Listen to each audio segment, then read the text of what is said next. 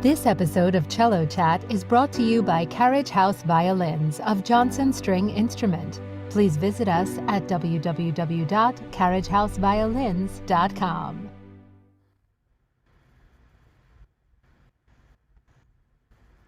And we're now live. Hello, everyone. My name is Jeremy Dittus, and I am a Dalcrozian, and I'm also a pianist, and I'm really thrilled to be here as a part of the Cello Bello events for their Cello Chat. And I think that this afternoon should be a lot of fun. I'm interested in all that you guys are doing and questions that you might have about Dalcroze Education and all of that. So I thought that for today, what I would do is do about a 30-minute presentation about what Dalcroze is all about. And then when we're finished, we'll have a discussion together. So if you have questions as the presentation goes along, please throw them in the chat, and Isaac is behind the scenes and he will help let me know. And yeah, so we'll go forward from there. I'm going to share my screen here.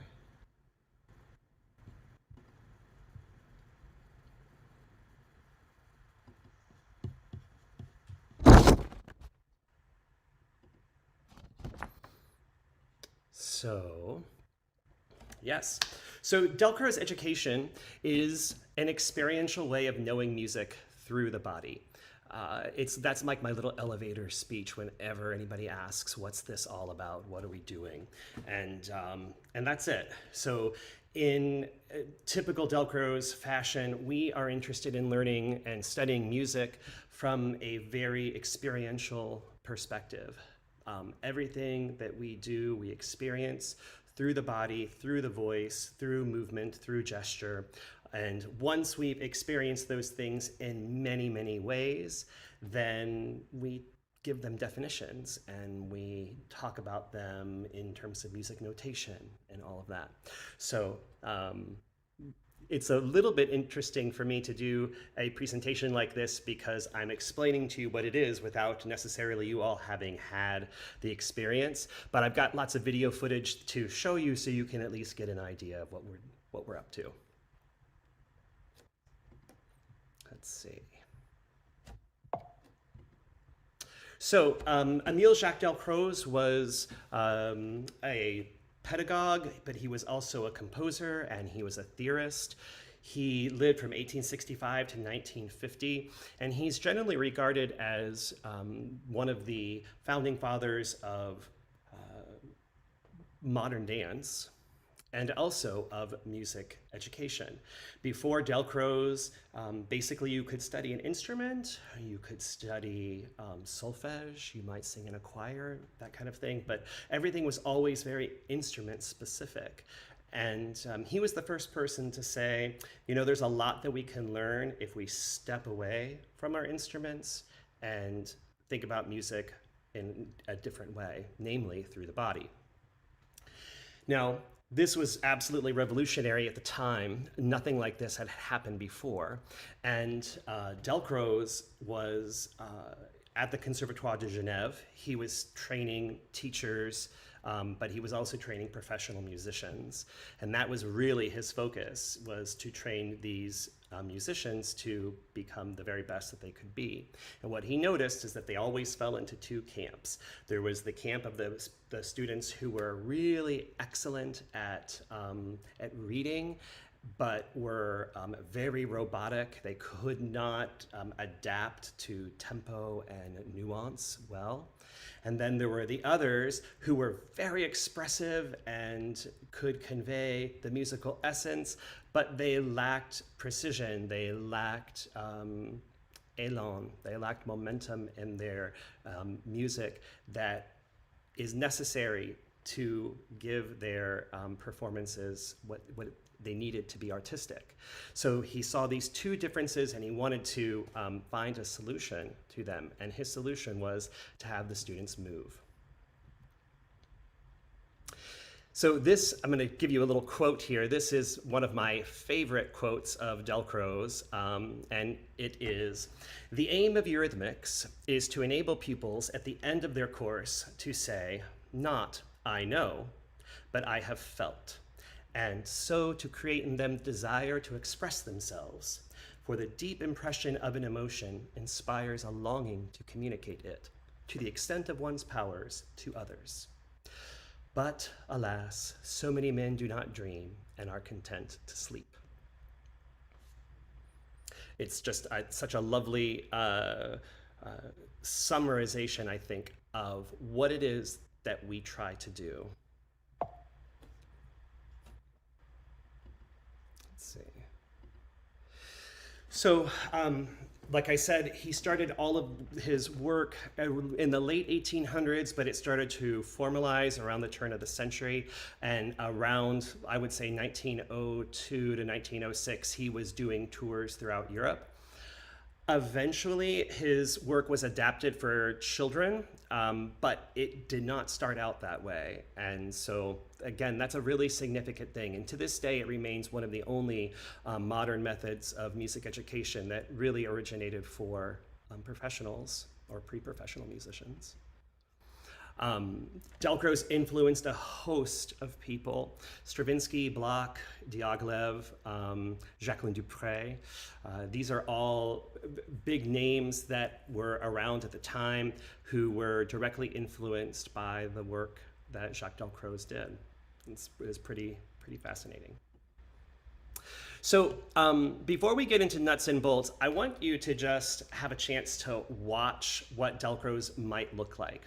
And since you are all cellists, I thought I would bring up a piece of music by George Crumb that is going to be performed by one of our students at the Dalcroze School of Music and Movement, Mira Larson, who's just about finished with her Dalcroze license. This is part of her degree requirements to finish. And we're going to see this, and I want you to just note what you see in this performance. What do you see in the movement that reflects the music that you hear? Incidentally, this is Mira performing. It's a recording, but it's Mira performing this this piece while she moves to it. So it's pretty awesome.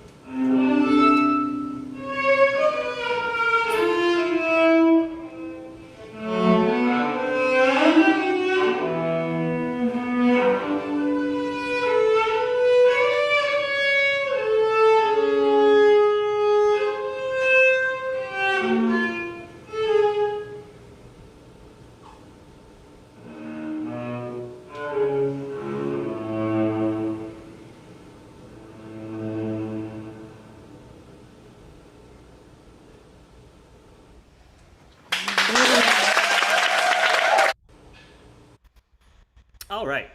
So I hope you took some notes about what you saw. We can always come back to these slides and we can talk about them later. I think that that's very valuable to have a chance to discuss what you see. That type of a performance is what we call a plastique animé, and it really is a way for us to get inside of a composed piece of music and study it through movement and gesture. Oftentimes, plastiques are done in group, but for this particular one, Mira did a solo.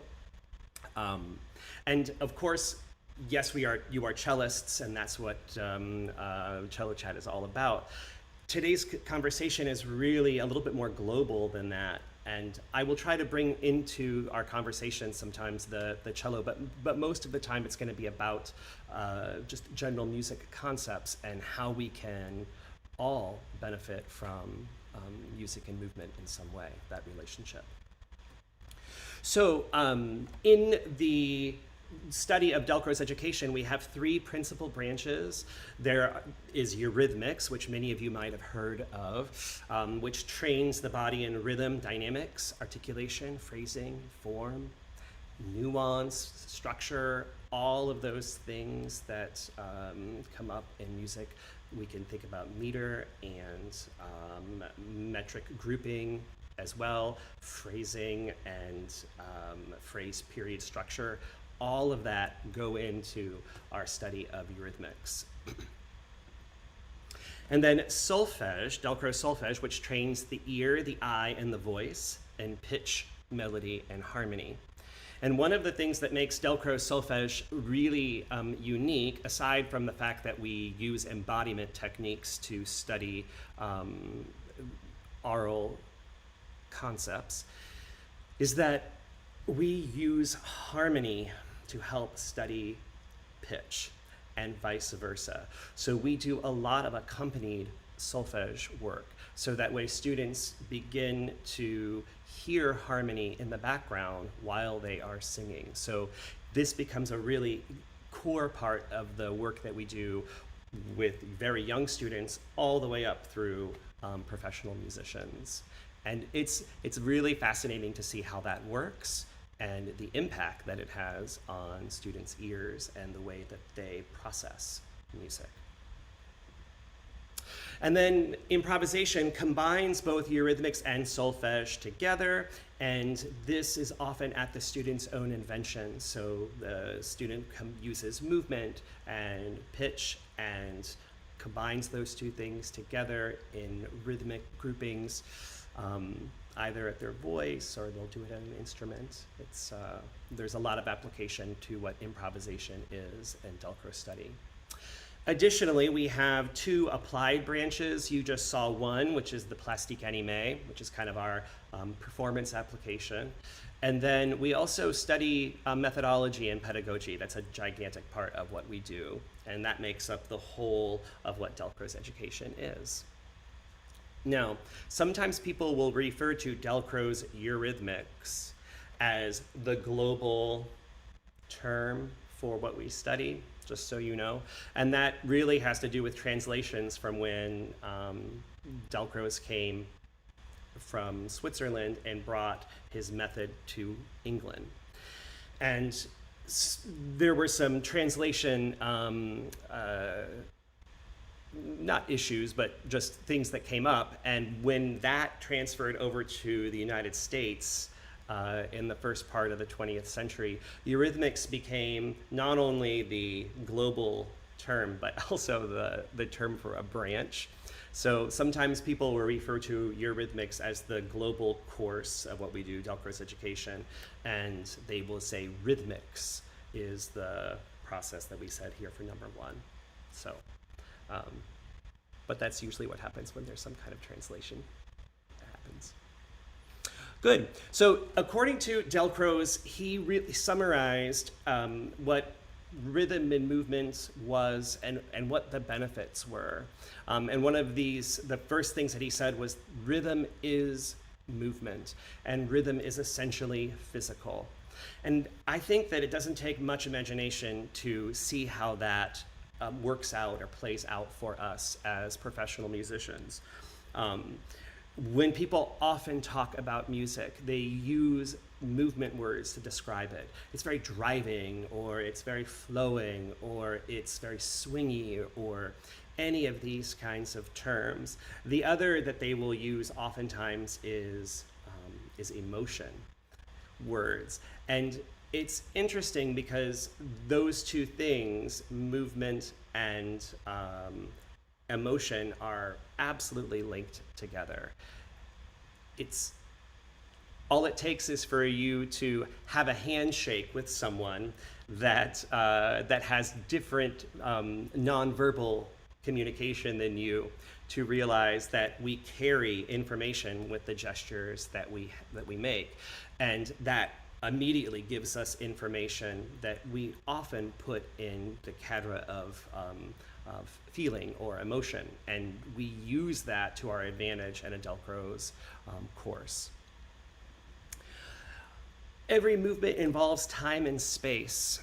And so those become sort of objectives that we use in the study of eurythmics to really push the students to discover and cultivate their ideas. As time and space become variables, it is also clear that the energy to maintain a pattern in time and space varies depending on the pattern that is presented. And so it's this relationship among time, space, and energy that we really capitalize on while we're in a Dalcroze environment. The next thing that he would talk about a lot was that musical consciousness is a result of physical experience. In other words, we learn and become aware of musical concepts because of how they feel in our bodies when we move them. And this is something that still plagues, I think, a lot of musicians who tend to think solely from the neck up.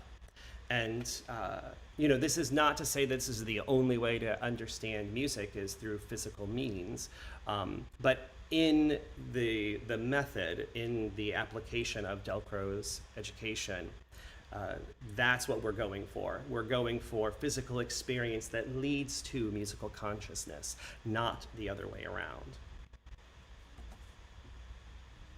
around.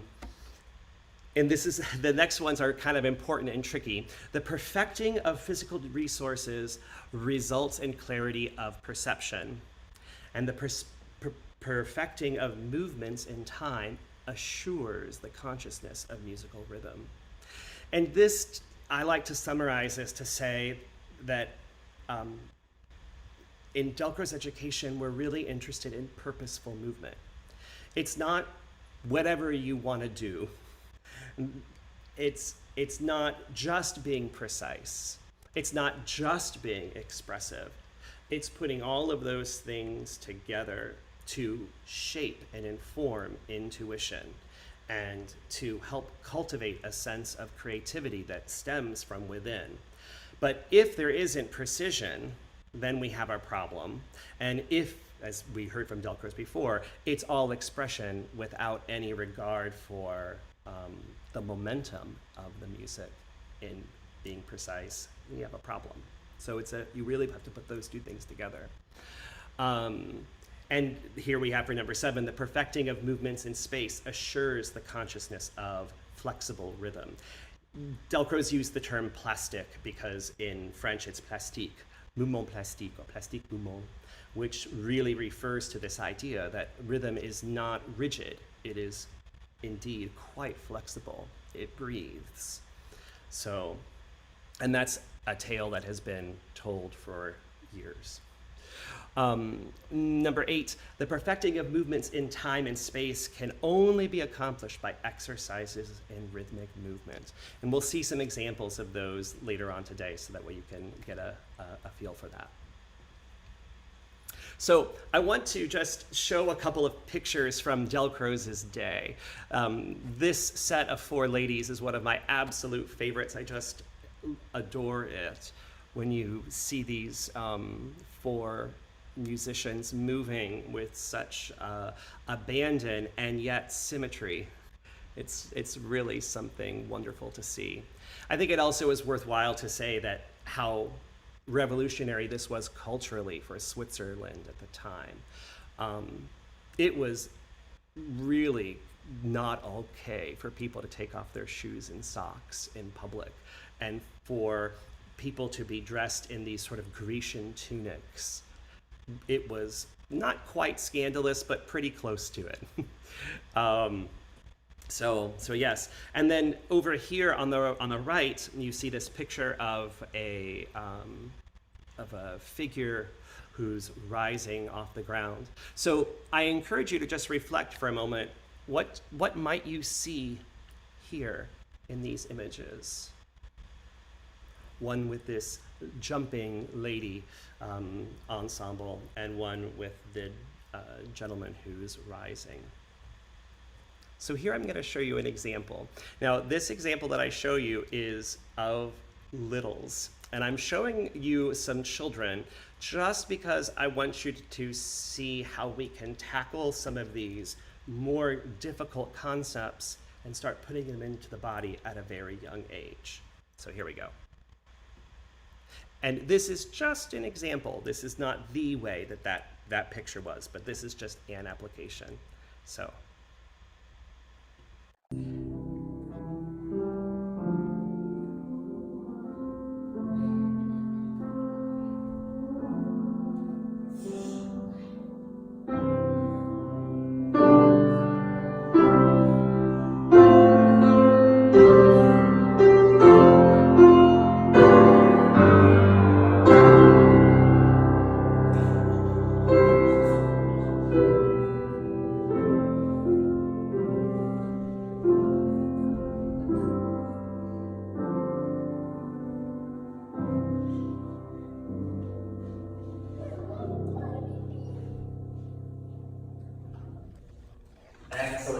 Isn't that just lovely? I love the look of joy on those children's faces. It's just priceless. Great. And so now we'll look at the next one. And this is an example of working through some rhythmic concepts. So less of a solfege focus, more of a rhythmic focus. And this is working on the beginnings of anacrusic phrasing. So here we go.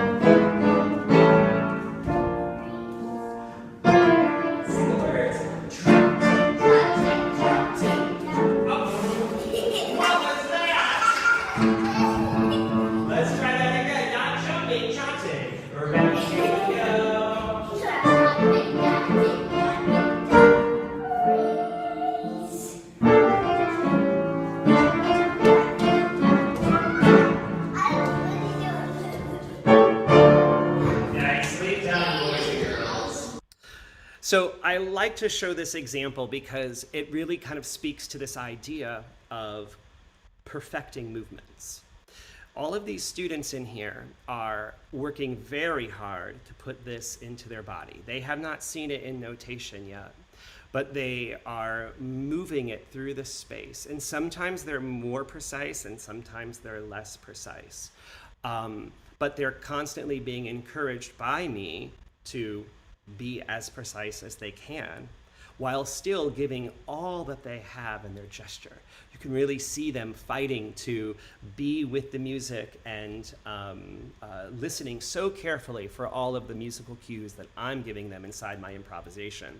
And at the same time, when somebody really has a problem, like our little friend in the stripes, at that moment, we go in and we fix it. And And we can do it in a way that's joyful. We can do it in a way that encourages them. And that's the whole point. Because when that happens, then they want to do it. They want to be with you. It encourages intrinsic motivation as far as I'm concerned. So yeah, I like to show that example for that reason. Incidentally, these notes are colored because eventually they will sing these as colors. They'll sing purple, purple, purple, red, and then purple, purple, purple, red, for example. So, Dalcroze, on a global scale, is very dynamic. And one of the things that makes it hard to sometimes talk about is that there are so many different avenues and applications within a single Dalcroze class. And there's so much happening within each individual student, and then as a group, a lot going on. But at the heart of it, the heart of the method is how we move. Purposeful movement equals embodied musicianship for the Dalcrozian. And all of these shapes that are around it are a part of that process, not necessarily sequentially. Sometimes people will see it in the movement of somebody else, and then that will help them know what to do. Sometimes they just feel it, and that's it. When they see it, then they get confused. Sometimes they are only basing it off of what they hear. Sometimes some people have to absolutely know what's happening in order to be successful, and it takes them time to discover what's going on in a given activity. But all of these elements work together to really affect what we play and how we play at our instruments, whatever they are. Now, I say this, what we play last, but that doesn't necessarily mean that it is the last thing to happen. Sometimes we discover these things through improvisation. Sometimes we discover them through singing. And so it's just not a one-way street here. So I'm not going to go through all of these individual things. I think that we could pause this at some point if somebody wanted to look at it. But these are all the different parts, really, that are moving within a Dalcroze environment that we try to capitalize on. So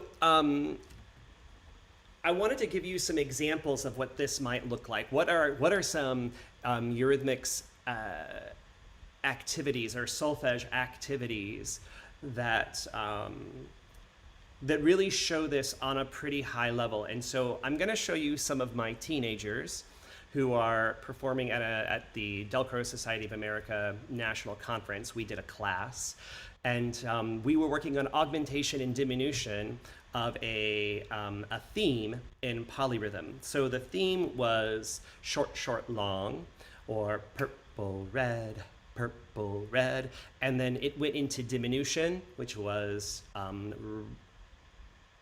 running, leap, running, leap, running, leap, running, leap, or forest green, forest green, forest green, forest green.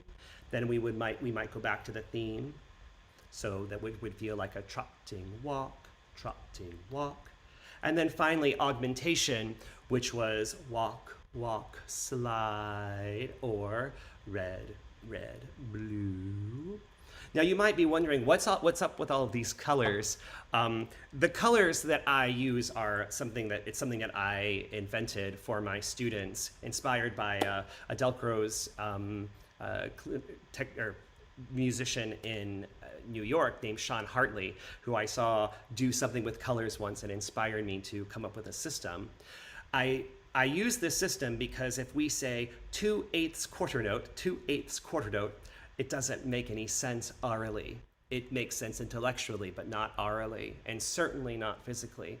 So I came up with a system that would make sense both ways, and so that's where these colors have come in. It's important to note that while prosody is a big deal for Dalcrozians, it's not the real focus. The real focus is the movement. But I want you to watch this. The students are going to put a theme in their hands and a theme in their feet. And then if I say different signals, then they will adapt. So you can watch what that looks like. It's pretty impressive. I'm very proud of them. Yeah.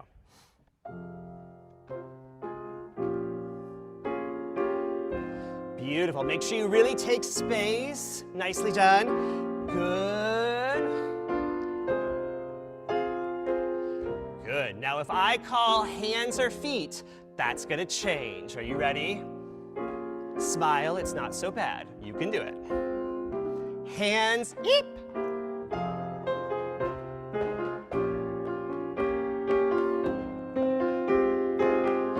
Hands, return. Beautiful, nicely done. Hands, eep.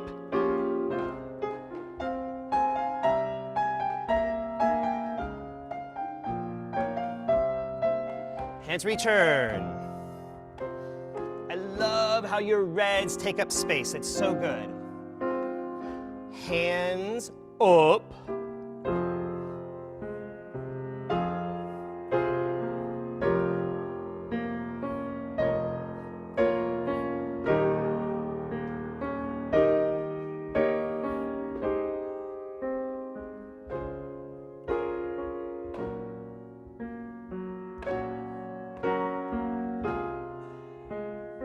Hands return. Hands up. Beautiful, nicely done. Good. Hands return. You know what's coming. Here we go. Feet, eep.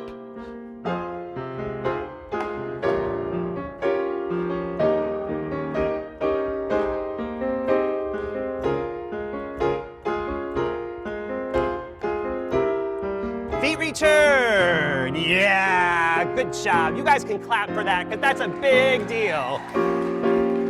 Feet, eep.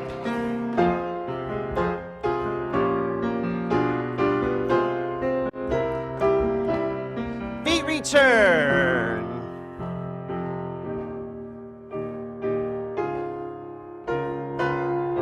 Feet up.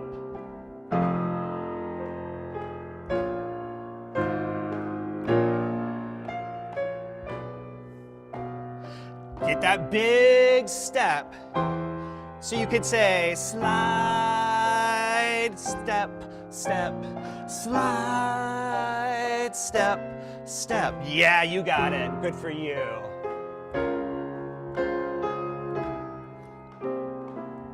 Feet return. Feet hip. Feet return. Feet up.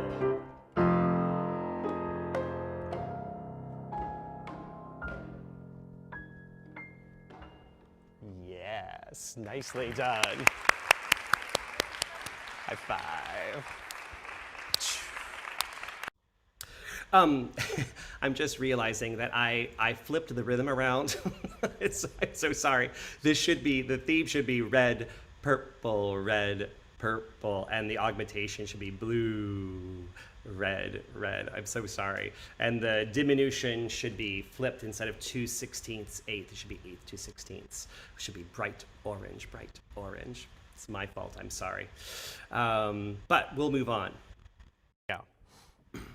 Good, and so that kind of gives you a picture of what this looks like for a pretty high-end, difficult experience in Eurhythmics for students that are high school age. At the same time, that would give most of the freshmen and sophomores and juniors that I teach at Hope College a run for their money as well. It's a complicated activity to do. But by doing it, it gives so much information about each of those rhythms, their characters, and the way that they express those rhythms, which I think is really interesting. And you can see in their movement, it's the momentum is so clear. There's nothing wooden about their movement, and I really appreciate that, especially for something as complicated as that. So yes. So this next one is just to give you a little idea about a type of a solfege activity that we might do. And again, I would do this with adults too, depending on where they were in their studies. So here we go. So you're going to take a step together and you're going to sing this scale. Oh, right. When you go towards the end of your scale, you come with, you're stepping with, step with. And we get to the moment of truth. Is it a dark sev or is it a bright sev? If it's a bright sev, your job is to run as fast as possible and tag his hands, all right? Before she can tap you, before Hannah can tap you, all right? If so, then you win. But if I play a dark 7, you turn around as fast as possible and run back and you have to tag Emma's hands as before you can tag her. Got it? Do we understand? Back to the beginning. So if it's the what? If it's a shiny 7, what do we call that 7? The leading tone, you're going that way. What happens if it's the subtonic, if it's dark? You guys get your hands ready, all right? Because they're going for you. You have to really have your hands up, all right? Normally, when I do this is in our classroom, and I have 2 walls. They've never had a moving target, so I don't know how this will be. So, yeah. So I hope they don't clobber anyone. We'll see how this goes. All right, are we ready? Ready, here we go, and 1. Beautiful singing. I can't hear you.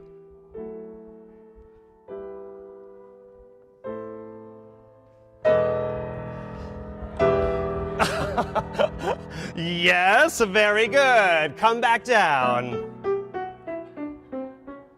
Come back down over here. Very good. Who won? Who won? Yes, let's try it again. Very good. And 1. I can't hear you. Really sing strong.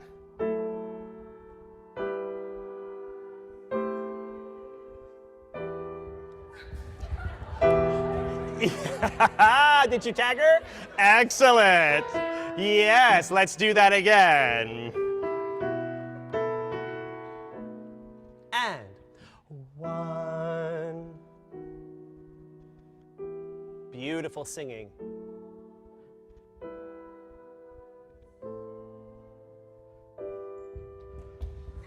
Oh, all right, here we go, yet again. And then we're going to change roles. Here we go. And beautiful.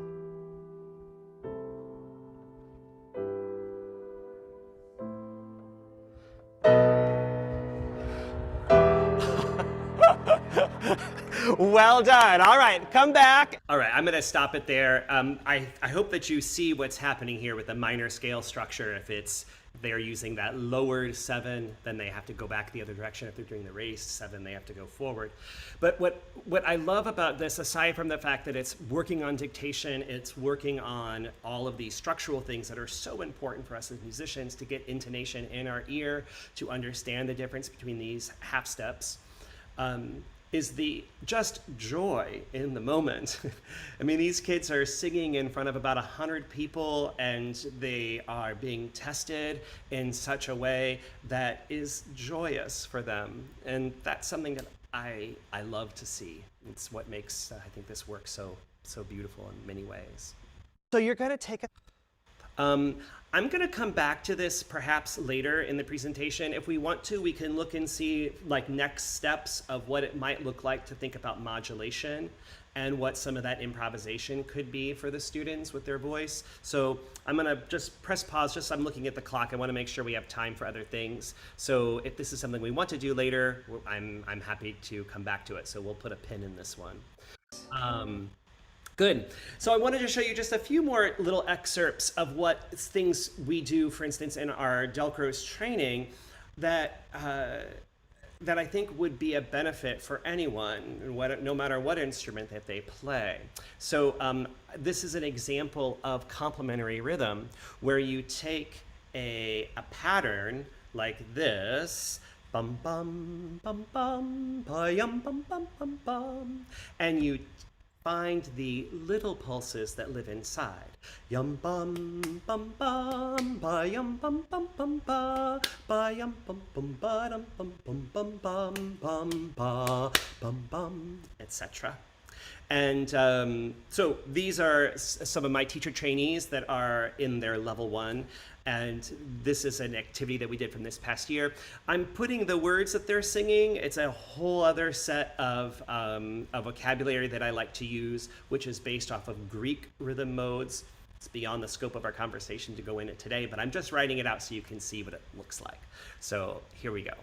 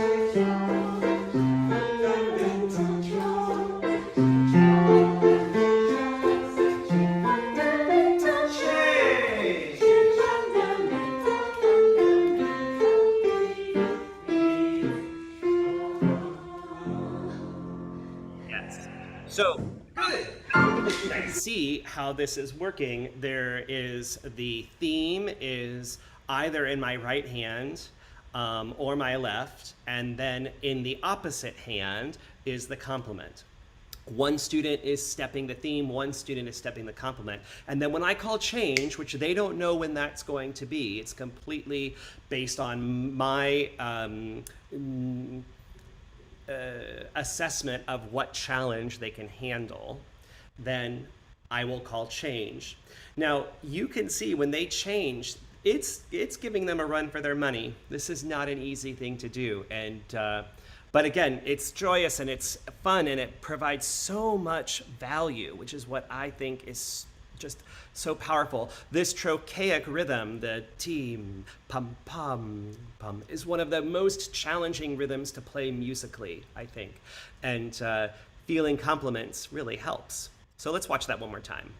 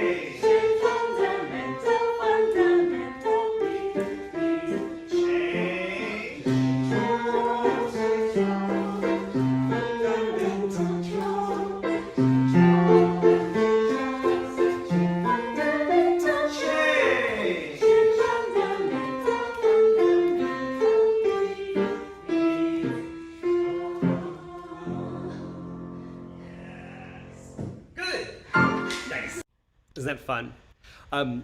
Try that out sometime. You see how it works for you. It gives you a lot of really great information.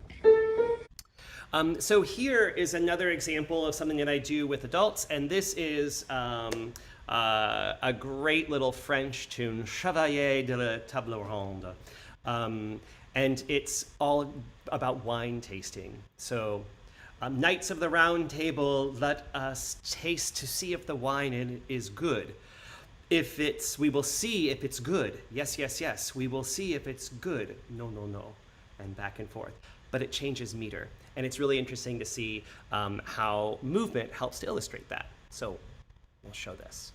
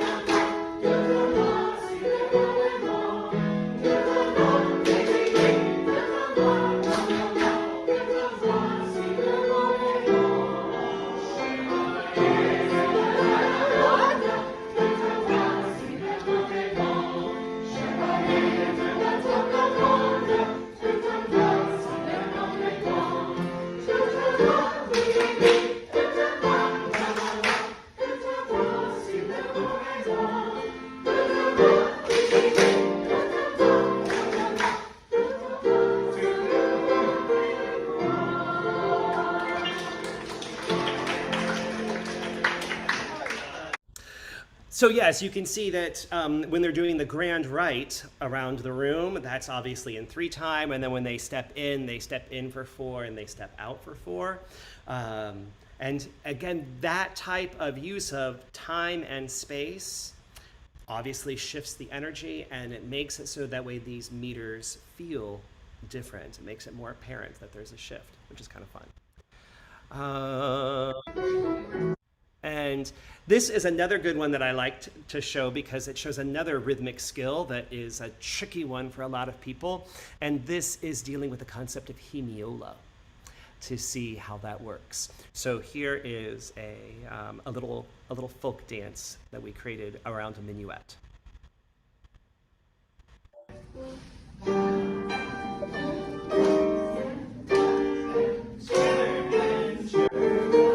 So this is improvised right now.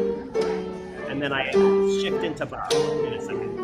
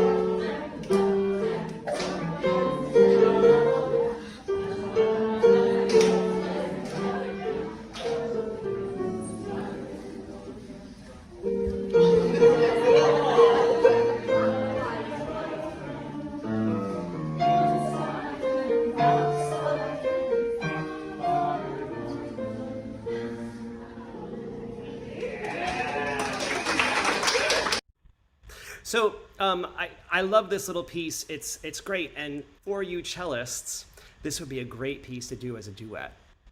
It's written in just 2 voices, so it would be very easy to do. And you can, I just wanted to have a chance for you to see this minuet. What's very cool about it too is that in the first minuet, the melody is here.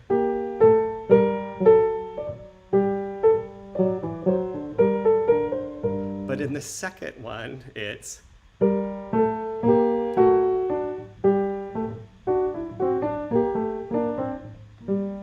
So, which is very interesting to see that the voices have switched parts, which is very clever of Bach. This is his from his suite in G minor. So have fun with that. I think it would be an interesting thing to play with. And I have another plastique animé that I could show you of Bela Bartok from his dance suite, which is, it's very interesting to see. Maybe we should, I'll show it, and this will be the last one that I show. I think it's neat to be able to see an actual piece of music that we perform from start to finish, but as a group. It's very interesting. So let's find that.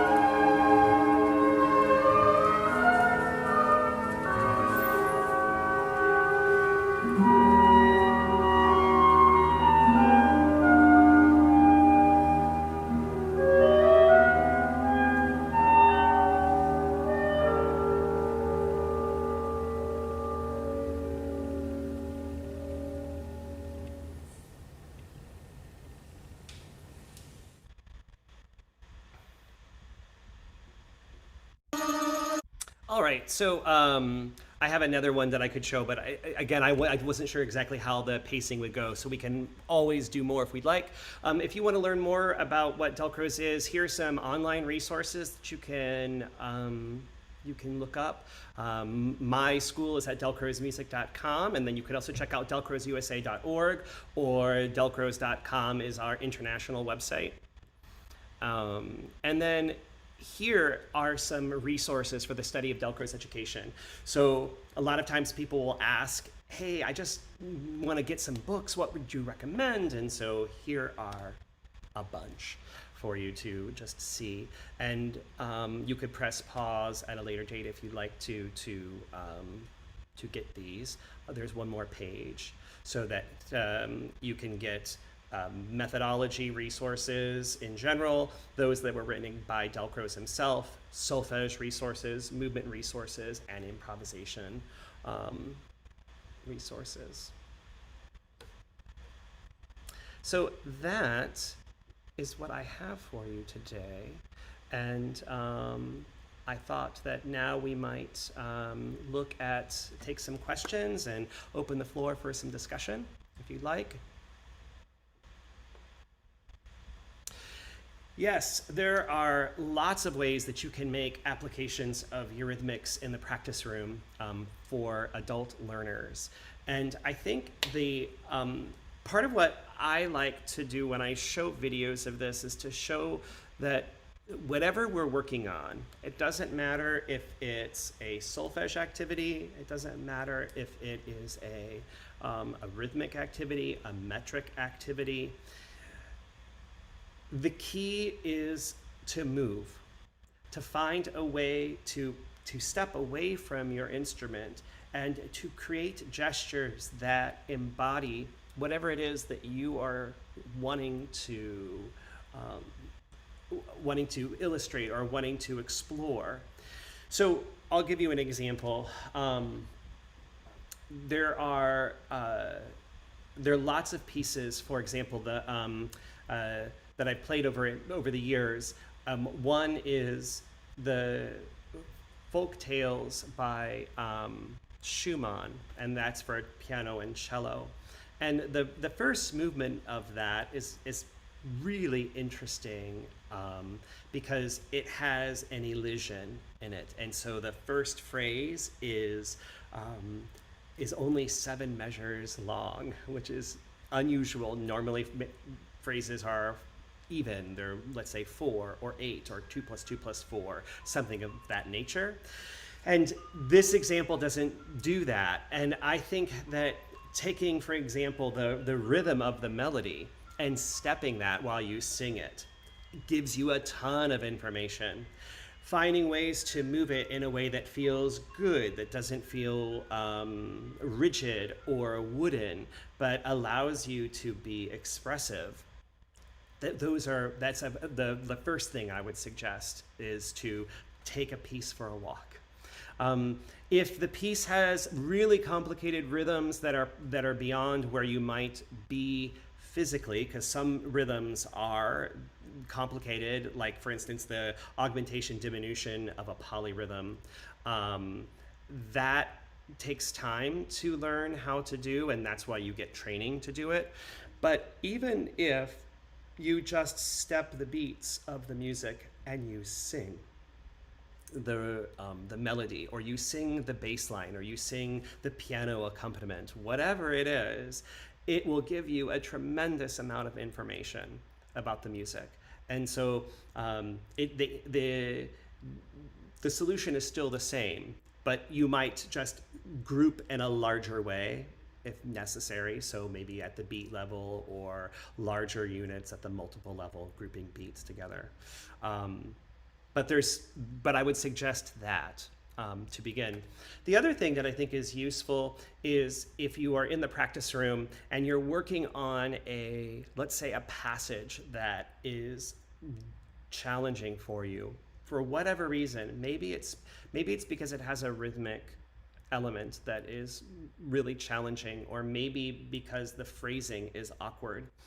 I recommend that you take that section, extract the rhythm, extract the elements from it, and improvise with it. Play with it. Improvise using a scale, and take that rhythm that you're working on and put it through a scale in some way. Find ways to give it a new dimension outside of the one that's in the score. Because when you always practice as it is in the score, there's value to that, but there's also a lot of value in playing with the music, exploring it, and trying out new ideas. So I hope that that gives you some things to hang your hat on. Does that answer your question? I hope. So the question is, how can I get started with improvisation if I've never done it before? Well, the first thing I would say is it takes a little bit of courage. You have to dig and find some courage. But the second thing is to find a teacher that does improvise, that makes that a part of their regular experience. Because I think learning improvisation is truly an art, and it's one that we've kind of lost touch with in the later part of the 20th century, and certainly in the 21st century. Improvisation is relegated to jazz musicians, and nobody else improvises. Occasionally you'll hear about in the organ community. Organists are still fabulous improvisers. So learning from someone, I think, is always the best solution to start. But if you're looking for just some easy things to get started, I like to take a melody that I know, that everybody knows, and take the rhythm from it, but change the tune. So for example, I might do something like this.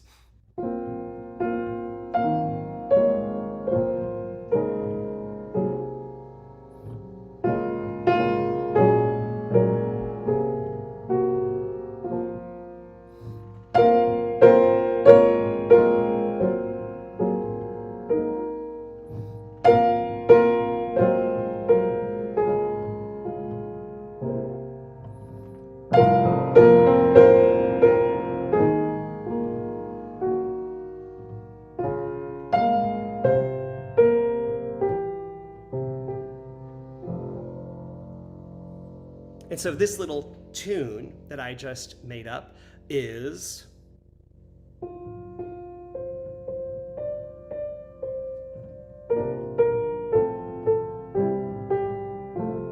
But I didn't play the same melodic shape at all. I completely changed it. And yet it gives me a sense of phrasing. It gives me a sense of identity, of where I am in the music, that I can hang my hat on, and so I can try out new melodic contours. In this particular example, I'm exploring quartal-quintal harmony, but I could do it using anything. I could use just straight up tonal language if I wanted to. But do you see what I'm saying? Take a tune that you know and reinvent it by maintaining the rhythm and just changing the melody, which I think is a ton of fun. So that's one of the first things that I would do if I was going to start off on my own. Another is an idea that one of my teachers suggested. Her name was Ann Farber. And she would say, start a piece of music and then deviate. So you start, for example,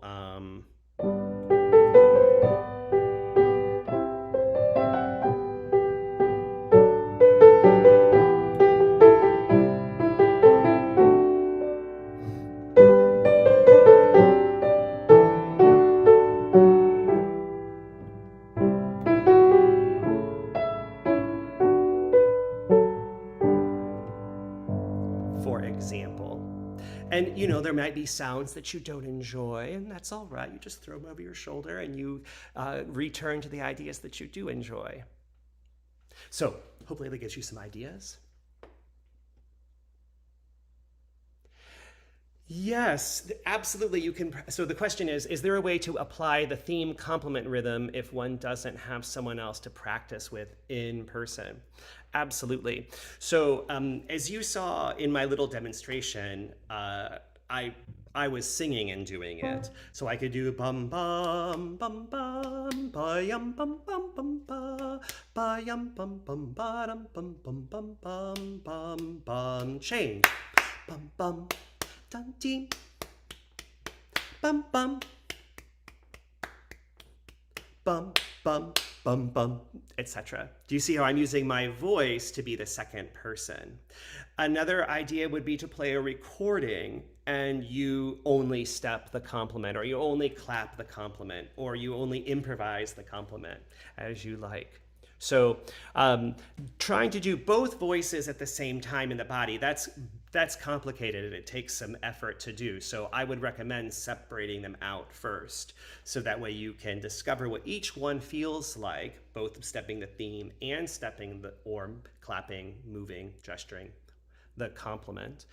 And then when you try to put them together, they will feel more natural. If you just jump right in and hope for the best with this, trying to do both, it's probably going to feel pretty wooden. The students that you saw in that example went through an entire class, so a 75-minute long class to arrive at that moment where they could do the piece. So it takes time to develop those sensations in the body and to feel good about them. So be patient with yourself. Wonderful. I think that marks the end of our questions for today. If you could give any closing remarks, that would be great. And I'll let you know once the live broadcast has concluded. Great. Well, thank you again for having me here. I very much so appreciate it. Thanks to Cello Bello and for the CelloChat staff. I appreciate that so much. And if you have any questions at all, do not hesitate to reach out to me at the Dalcroze School of Music and Movement. I'm happy to answer any questions that you have. And I hope that this was useful for you today. Thank you.